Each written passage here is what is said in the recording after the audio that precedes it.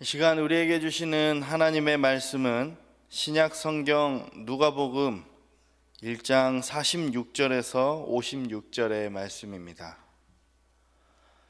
제가 가진 성경으로 신약 87쪽에 있습니다. 누가복음 1장 46절부터 56절의 말씀입니다.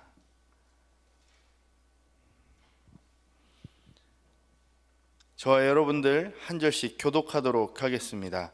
마리아가 이르되 내 영혼이 주를 찬양하며 내 마음이 하나님 내 구주를 기뻐하였음은 그의 여종의 비천함을 돌보셨음이라. 보라 이제후로는 만세의 나를 복이 있다 일컬으리로다.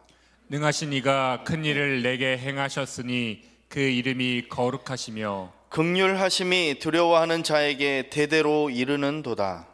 그의 팔로 힘을 보이사 마음의 생각이 교만한 자들을 흩으셨고 권세 있는 자를 그 위에서 내리치셨으며 비천한 자를 높이셨고 줄이는 자를 좋은 것으로 배불리셨으며 부자는 빈손으로 보내셨도다. 그 종 이스라엘을 도우사 긍휼히 여기시고 기억하시되 우리 조상에게 말씀하신 것과 같이 아브라함과 그 자손에게 영원히 하시리로다 하니라. 함께 보겠습니다. 마리아가 석 달쯤 함께 있다가 집으로 돌아가니라.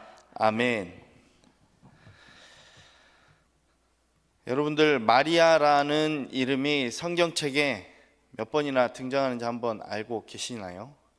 참 흔한 이름입니다. 말씀을 준비하면서 성경에 몇 명의 마리아가 등장하는지 대략적으로 세어봤습니다. 총 5명의 마리아가 등장합니다. 흔한 이름이죠. 막달라 마을의 마리아, 이게 다 동일 인물이 아닙니다. 베다니의 나사로 누이 마리아, 그리고 사도행전에 등장하는 마가 요한의 어머니 마리아, 또 글로바의 아내 마리아, 이분은 야곱과 요셉의 어머니 마리아로 요한복음에 등장합니다. 또 바울이 인사한 마리아도 로마서에 등장을 하고 있습니다. 그러니까 이 마리아라는 이름은 굉장히 당시 흔히 찾아볼 수 있는 그런 이름이었습니다. 이 중 특별히도 저희가 오늘 집중적으로 나눌 마리아의 노래를 부른 마리아는 어떤 마리아죠? 예수님의 어머니 마리아를 말하고 있습니다. 이 찬양을 부른 시기에 마리아는 요셉과 결혼을 하기로 약속을 한 상태였습니다. 그런데 아직 요셉과 동침하지도 않은 그 시기에 임신을 하게 되었습니다. 당시 상황에 의한다면 이 일은 결혼을 파문당하기에도 충분한 사유일 뿐만 아니라 당시 율법에 의하면 돌로 쳐 죽임을 당할 만큼 큰 일이 벌어진 것입니다. 그래서 누가복음을 기록한 저자는 첫 장에 이 글을 받을 사람과 그 목적에 대해서 기록하고 두 여인의 잉태 소식에 대해서 이야기를 풀어갑니다. 세례 요한을 잉태한 엘리사벳, 그리고 예수님을 잉태한 마리아입니다. 잘 아시겠지만 누가복음을 기록한 저자와 사도행전을 기록한 저자는 동일 인물입니다. 그리고 그가 성경을 기록하며 중점적으로 조명했던 사람들은 지극히 비천하고 소외받고 세상에서 무시받던 사람들이었습니다. 엘리사벳과 마리아도 그중 한 부류입니다. 죄송하지만 당시 여성과 어린아이는 숫자를 셀 때도 포함되지 않았던 지극히 소외받던 계층이었습니다.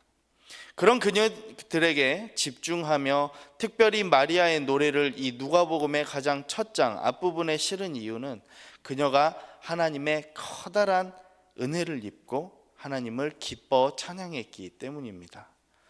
엘리사벳은 임신할 수 있는 나이가 한참 지나서, 그러니까 임신할 수 없는 나이가 되었는데 임신을 했고, 이 마리아는 임신해서는 안 될 만한 상황에서 지금 임신을 하게 된 것입니다. 참 아이러니하죠. 그런데 이런 어처구니없는 상황에서 마리아는 기뻐 노래하고 있습니다. 왜일까요? 아까도 말씀드렸다시피 그녀에겐 찬양할 만한 마땅한 이유와 커다란 기쁨이 있었기 때문입니다. 그리고 하나님의 위대한 능력의 일을 지금 몸소 체험하고 있기 때문입니다. 저희가 함께 살펴본 이 마리아의 노래는 마리아의 찬가라고 불려지며 마그니피켓이라고 이름 지어져 있는 찬양입니다. 이 노랫말은 초기 기독교 신앙 고백입니다. 이 노랫말의 내용이 무엇을 의미하고 있는지 오늘 말씀을 통해서 저희들이 함께 살펴보고 참 기독교 신앙은 무엇인지 깨달으며 이 대림절에 마리아와 같이 찬양하게 되는 하나님의 크신 은혜가 있기를 간절히 소망합니다. 첫 번째로 보시면 마리아가 찬송하고 기뻐해야 할 이유가 나타납니다. 46절, 47절 말씀을 우리 한 목소리로 읽어보겠습니다. 시작. 마리아가 이르되 내 영혼이 주를 찬양하며 내 마음이 하나님 내 구주를 기뻐하였음은. 아멘.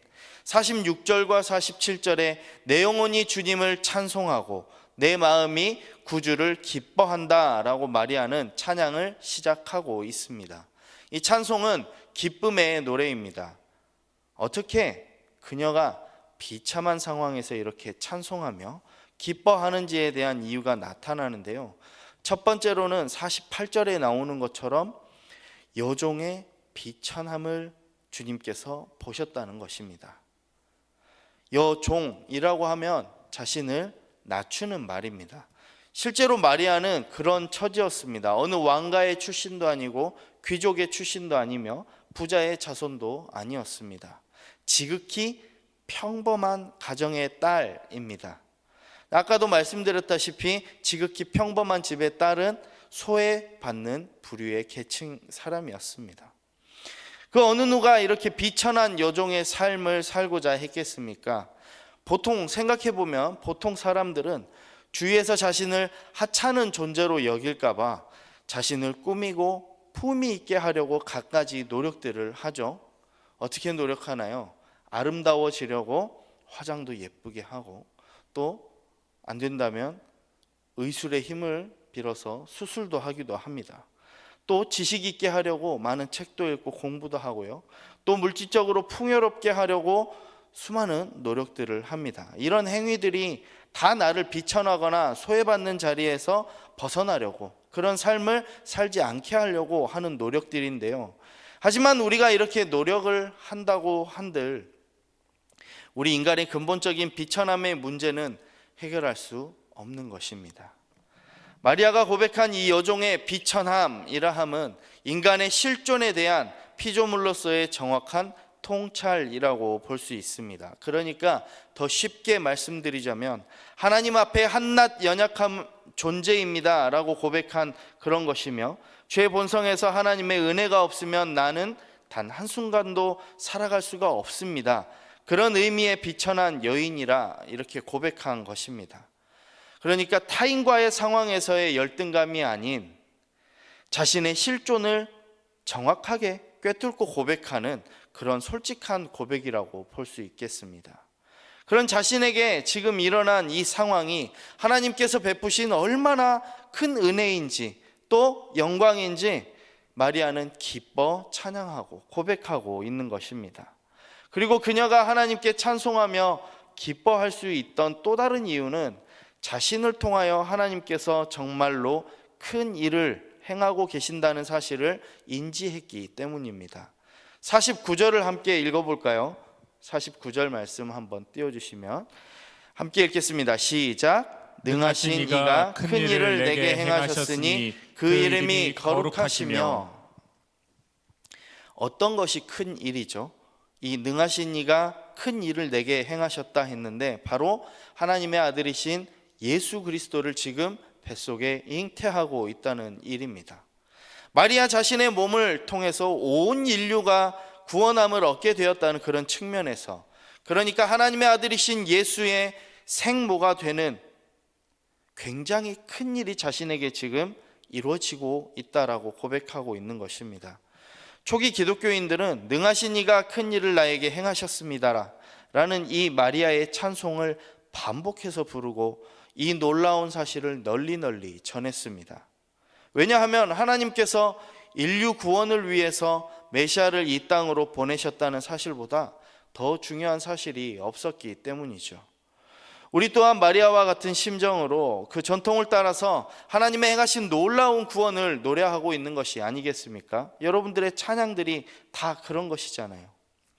그렇지만 이게 나와 무슨 상관이죠? 이렇게 실감하지 못하고 함께 공감하지 못하는 사람들이 종종 있습니다. 이 사실을 기뻐하지 못한다거나 그저 다른 사람의 일로만 생각한다거나 말씀에 있는 그냥 한 사건으로 치부하게 된다면 나는 하나님을 믿지 못하겠습니다. 믿지 못합니다 라고 고백하는 것과 같은 것입니다. 이 내용을 실감하지 못하는 사람들이 있는데요, 하나님을 경험하지 못해서도이고 또 그 믿음이 연약해서일 수도 있습니다. 예수께서 마리아의 몸을 통해서 세상에 나오게 되었다는 사실을 귀로 듣고 머릿속에선 알아도 그 마음이 움직여지지가 않습니다. 그 움직여지지 않는 마음을 가진 사람에게는 그 삶에는 하나님의 능력을 경험할 수가 없는 것입니다. 이렇게 마리아에게 일어난 큰 일, 주님을 잉태한 일, 올 인류를 구원하시려는 그 구원의 서막이 우리에게 큰 기쁨으로 다가오지 않는다는 것은 우리가 고백하는 신앙 고백이 있습니다. 그는 성령으로 잉태되어 동정녀 마리아에게서 나시고 라는 이 부분을 진짜 믿음으로 고백하고 있지 못한다는 것입니다.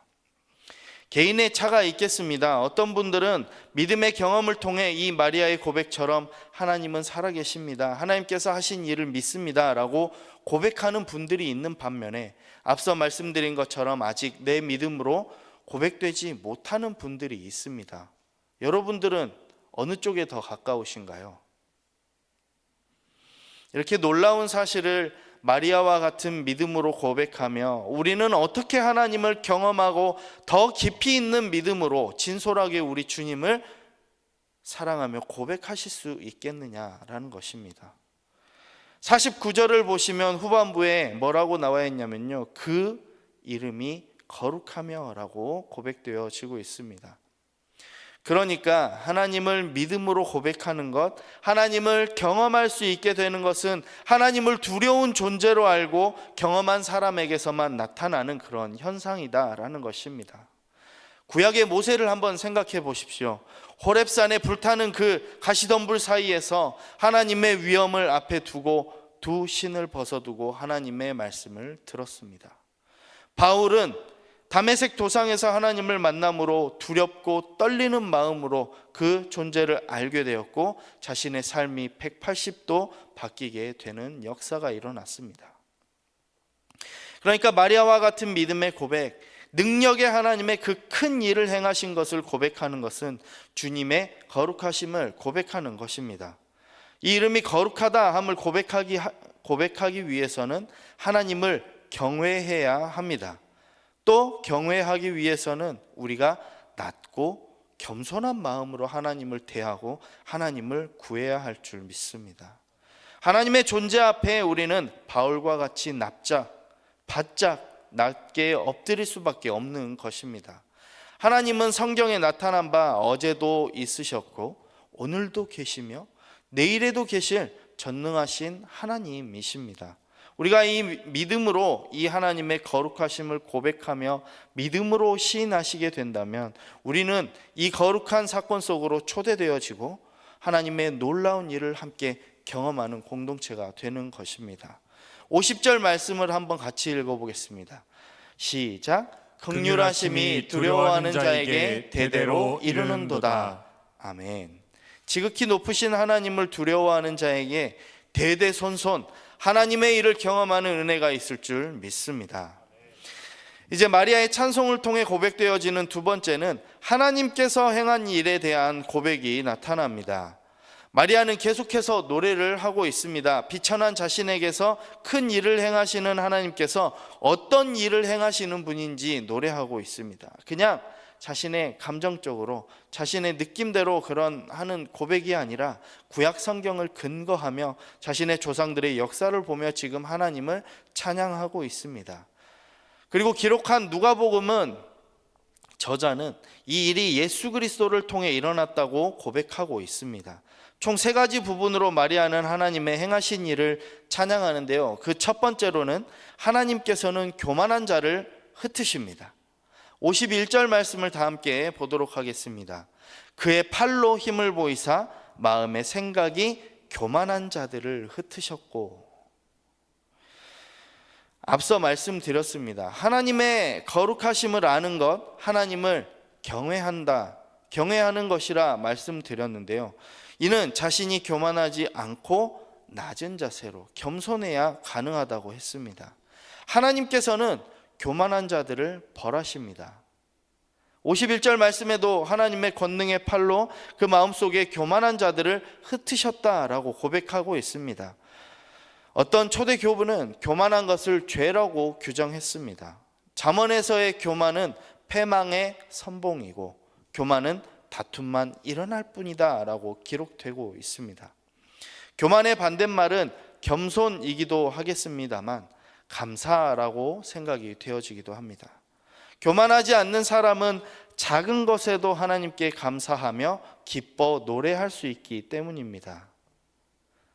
하나님께서 행하신 일에 대한 두 번째는 하나님께서 이 세상을 의롭게 하신다는 것입니다. 52절을 보시면 권세 있는 자를 그 위에서 내리치셨으며 비천한 자를 높이셨고, 당시 권세 있는 자라고 하면은 왕, 귀족, 장군, 고위 관리와 같은 사람을 말합니다. 대제사장도 마찬가지겠죠. 권력이 다 나쁜 것입니까? 한번 생각해 보십시오. 권력이 다 나쁜 것일까요? 쉽게 대답할 수가 없는 문제입니다. 네, 다 나쁘다고 말할 수가 없어요. 법을 관장하는 법관에게 권력이 없다면 법률은 무용지물이 되는 것입니다. 군대나 경찰에게 권력이 없잖아요. 나라 안은 아주 엉망이 됩니다. 치안이 말도 안 되게 형편없어질 것입니다. 그렇다면 권세 있는 자를 그 위에서 내리치신다라는 이 51절의 말씀은 무엇을 뜻하고 있냐면 당시 제국주의의 왕, 황제, 군부와 같은 폭력적인 권력을 이야기하고 있습니다. 그들의 욕심과 야망으로 많은 사람들의 생명을 희생했기 때문이죠. 마리아가 찬양한 하나님의 위대한 일 가운데 권세 있는 자를 내리치시고 비천한 자를 높이신 하나님의 은혜는 이미 앞서 조상들에게 행해졌던 일이기도 하지만 앞으로 자신들에게도 행하실 하나님의 그 놀라운 일을 찬양한 것이기도 합니다. 지금 세상을 한번 둘러보십시오. 겉으로는 예수님께서 태어나실 당시처럼 제국주의가 있습니까? 아니면 제국주의의 권세로 억압이나 탄압 그런 것이 있습니까? 사실 겉으로 보기에는 그런 것은 없지만 여전히 불평등한 세상입니다. 국제사회도 마찬가지지요. 여전히 힘이 없는 국가는 다른 나라의 권력에 압도되어서 살아갈 수밖에 없습니다. 그렇다면 이런 세상을 바라보며 하나님은 대체 어디에서 무엇을 하고 계십니까? 라고 반문하실 수도 있습니다. 그 마리아가 노래한 하나님께서 행하신 이 세 번째 일, 이 일에서 이런 대답을 할 수 있겠습니다. 53절을 보시면 줄이는 자를 좋은 것으로 배불리셨으며 부자는 빈손으로 내보내셨도다 라고 이야기하고 있습니다. 하나님께서 빈부의 문제를 해결해 주신다라고 지금 하나님의 하신 이 일을 찬양하고 있는데요. 방금 전 52절에는 권력에 대한 정의 구현이라고 볼 수 있으면 이번에는 경제적인 측면에서 하나님의 정의를 구현하신다라고 말하고 있습니다. 그렇다면 저에게 또 반문하실 수 있습니다. 그럼 지금 빈부의 격차 문제가 다 해결이 되었단 말입니까? 라고 말이죠. 아닌 것 같습니다. 오히려 더 양극화되었다고 볼 수 있습니다. 이렇게 마리아가 고백한 노래는 그렇다면 사실이 아닌 망상에 빠진 그저 하나님만을 찬양하는 고백인 것일까요? 아닙니다. 이 일은 모두 예수 그리스도의 사건으로 귀결되어집니다.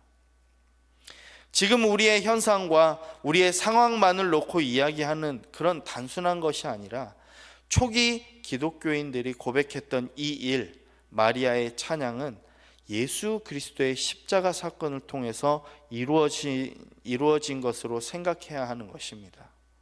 십자가를 생각해 보십시오. 당대 최고의 수치스러운 형벌이었습니다. 이보다도 더 비천한 자리는 없고 이보다도 더 저주스러운 형벌은 없었습니다. 모두가 피하는 그 자리에 예수 그리스도가 내려가신 것입니다. 그리고 하나님께서는 그를 죽은 자 가운데서 살려주셨습니다. 아멘이시죠? 이것이 복음입니다. 사랑하는 여러분, 예수 그리스도를 믿는 사람은 그와 함께 죽지만 그와 함께 다시 살아나실 것입니다. 이 사실을 분명하게 믿고 고백하신다면 오늘 마리아의 노래처럼 이미 여러분들은 비천한 자리에서 높이신 은혜를 받게 된 것입니다. 굶주림에서 배부르게 되신 것입니다. 이 고백은 몽상의 외침이 아니라 우리의 희망을 대변한 고백이 아니라 죄 가운데 죽을 수밖에 없었던 우리를 살리신 하나님의 놀라우심을, 그 사랑에 대한 고백인 것입니다. 또 장래에 다시 살게 될 우리의 부활신앙을 가지고 주님을 찬양하는 것입니다. 마리아의 찬양은 낮고 천한 저희가 고백할 수밖에 없는 하나님의 놀라움입니다. 그리고 그리스도가 보여주신 놀라운 일을 찬양한 것이고 다시 오실, 재림하실 우리 예수님을 기다리며 고백하는 찬양인 것입니다. 사랑하는 성도 여러분, 하나님께서는 비천한 한 여인을 통하여 온 인류를 구원하실 놀라운 계획을 준비하시며 또 믿음의 고백을 하실 수 있도록 은혜를 베풀어 주셨습니다. 바라기는 이 대림절에 마리아처럼 우리도 하나님의 위대하심을 찬양하며 오실 주님을 기다리기를 간절히 소망합니다. 그렇게 될 때 우리에게 모든 것 위에 뛰어나신 우리 주님께서 마리아가 고백한 하나님의 놀라운 능력이, 은혜가 우리에게 임하게 될 줄 믿습니다. 우리 함께 이 찬양을 고백하며 같이 기도의 자리로 나가면 좋겠는데요, 이 땅에 우리 예수님이 오신 이유가 참 이 가사로 간절하게 고백되어진 것 같습니다. 이 믿음의 고백이 우리의 고백이 되며 이 대림절 기간 우리에게 사랑으로 오신 예수 그리스도의 그 크신 은혜를 함께 찬양하시길 간절히 소망합니다.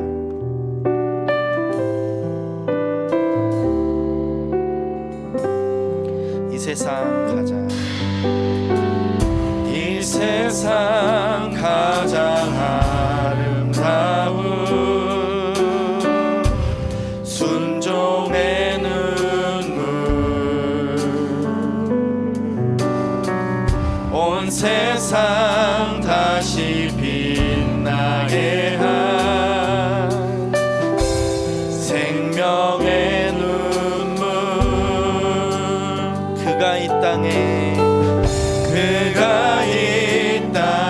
오신 이유, 죽어야 살게 되고 저야만 승리하는,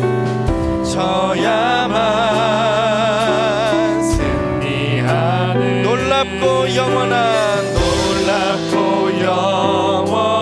신비, 지으신 그대로 회복시킨 우리의 창조주 그리스도, 십자가의 길로 아버지 뜻 이루셨네.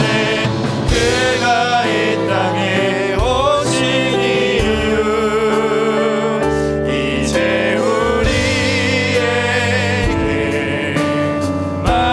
맡겨진 그 소망, 그 사랑, 그 생명, 아름답고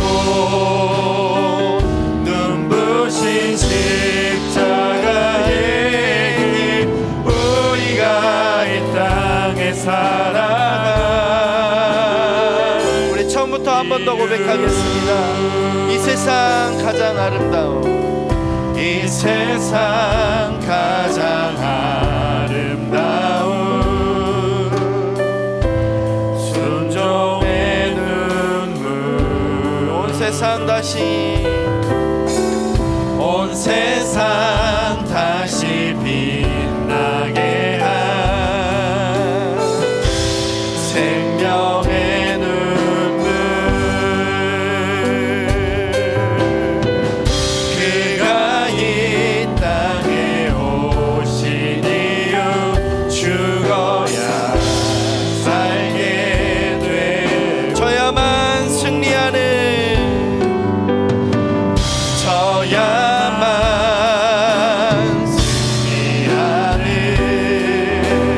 놀랍고 영원한 신비 지으신 그대로 회복시킨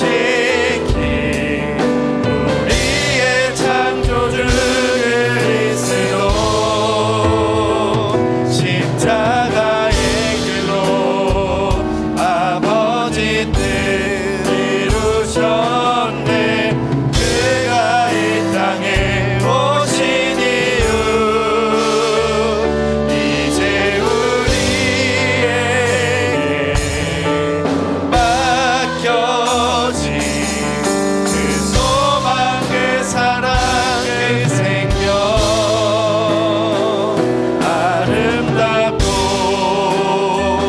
눈부신 십자가의 길 우리가 이 땅에 살아갈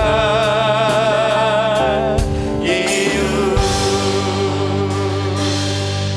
우리 함께 기도하면 좋겠습니다. 하나님, 약하고 비천한 날 위해 예수님을 보내주신 그 사랑에 감사와 영광을 올려드립니다. 죽을 수밖에 없는 이 죄인 주님의 그 사랑으로 살려주심을 감사하며 아버지 기뻐 찬양할 수밖에 없는 우리의 상황을 겸손한 마음으로 하나님께 아뢰는 저희들 되도록 이 대림절 기간 주님을 기다리는 그런 마음으로 주님을 기다리는 그 마음을 허락하여 주시옵소서라고 함께 통성으로 기도하도록 하겠습니다. 주님 붙들어 주시옵소서. 죽을 수밖에 없는 비천한 종의 모습을 아버지 주께서 불쌍히 여겨 주시고 하나님의 놀라운 계획으로 살려주심을 기뻐 찬양합니다. 마리아의 고백과 같이 비천한 우리의 삶을 살리신 하나님의 은혜를 높여드리며 하나님께서 하실 일들을 기뻐 찬양하며 기대하는 저희들의 삶이 되도록 주여 역사여 주시옵소서. 겸손한 마음으로 죄 거룩하심을 바라보며 하나님의 하실 일들을 찬양하는 저희들의 삶에 되게 허락하여 주시고 아버지 여전히 어둡고 탁한 이 세상 가운데 하나님 빛으로 오셔서 이 땅을 통치하시고 지하여 주시옵소서. 성령 하나님 붙들어 주시옵소서. 우리의 마음을 주관하여 주시옵소서. 이 대림절 겸손한 마음으로 겸허하게 우리 주님을 다시 기다리며 주님을 바라보는 우리의 인생이 되도록 주여 축복하여 주시옵소서.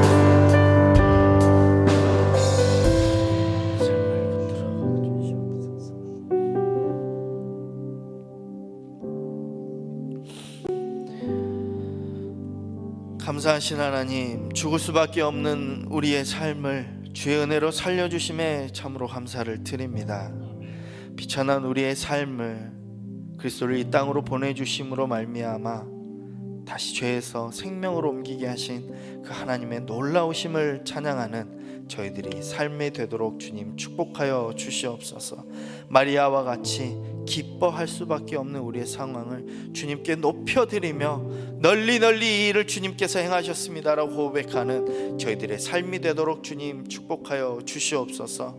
여전히 세상은 어둡고 악합니다. 하나님 다시 오셔서 이 땅을 통치하여 주시옵소서.